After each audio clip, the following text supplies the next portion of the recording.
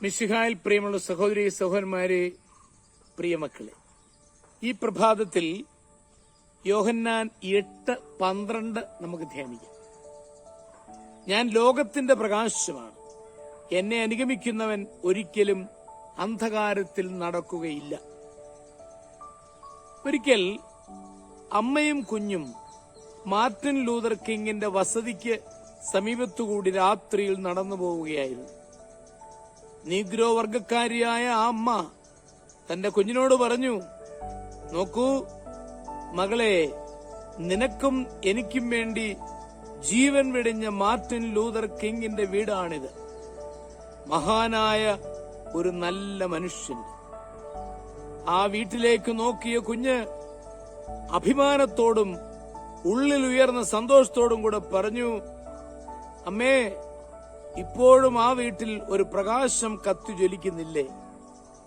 അവിടെ അപ്പോൾ തെളിച്ചിട്ടിരുന്ന വിളക്ക് ചൂണ്ടിയാണ് കുട്ടി അങ്ങനെ പറഞ്ഞത്.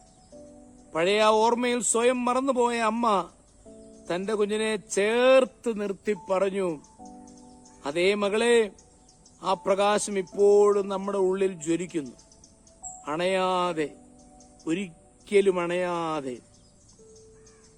അതെ, യുവാക്കൾ ആഗ്രഹിക്കുന്നത് വിമർശകരെയോ ഉപദേശകരെയോ അല്ല, മാതൃകാ വ്യക്തികളെയാണ്.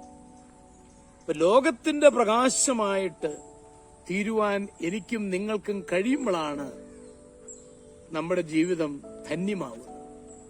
അതിന് സാധിക്കുന്നുണ്ടോ എന്ന് ഈ പ്രഭാതത്തിൽ നമുക്ക് വിലയിരുത്താം, ആത്മശോധന ചെയ്യാം. കുറവുകളുണ്ടെങ്കിൽ പരിഹരിച്ചെടുക്കുവാൻ ഒരു നല്ല തീരുമാനം നമ്മുടെ ഭാഗത്തു നിന്നും ഉണ്ടാവട്ടെ. നമ്മുടെ കർത്താവ് ഈശോ മിശിഹായുടെ കൃപയും പിതാവായ ദൈവത്തിന്റെ സ്നേഹവും പരിശുദ്ധാത്മാവിന്റെ സഹവാസവും പരിശുദ്ധ അമ്മയുടെ മധ്യസ്ഥതയും ഞങ്ങളെല്ലാവരോടും കൂടി ധാരാളമായിട്ടുണ്ടായിരിക്കും, എപ്പോഴും എപ്പോഴും എന്നേക്കും. ആമേൻ.